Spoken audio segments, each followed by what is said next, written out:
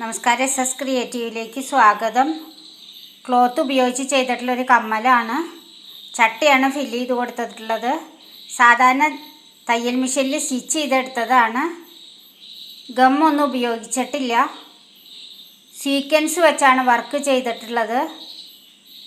അടിയിൽ പ്ലാസ്റ്റിക്കിൻ്റെ സ്വീക്വൻസും മുകളിൽ ഗോൾഡൻ കളറുള്ള സ്വീക്വൻസുമാണ് കൊടുത്തിട്ടുള്ളത്. ഹാൻഡ് വർക്ക് ചെയ്തതാണ്.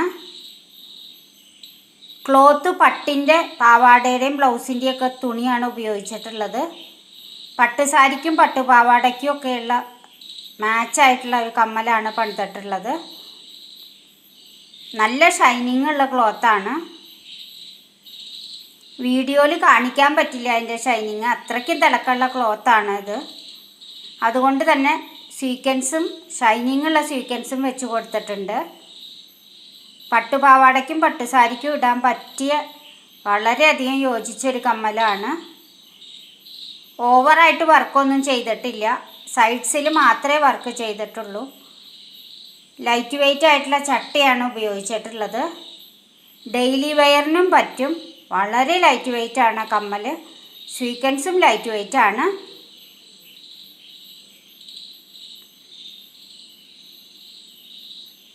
നിങ്ങൾക്ക് എൻ്റെ വീഡിയോ ഇഷ്ടപ്പെട്ടിട്ടുണ്ടെങ്കിൽ ലൈക്ക് ചെയ്യണം, ഷെയർ ചെയ്യണം, സബ്സ്ക്രൈബ് ചെയ്യണം. സാരിയിലൊക്കെ വർക്ക് ചെയ്ത് വരുന്ന പ്ലാസ്റ്റിക് സ്വീക്വൻസാണ് ഉപയോഗിച്ചിട്ടുള്ളത്. വളരെ കോസ്റ്റ് കുറഞ്ഞ ടൈപ്പ് സ്വീക്വൻസാണത്.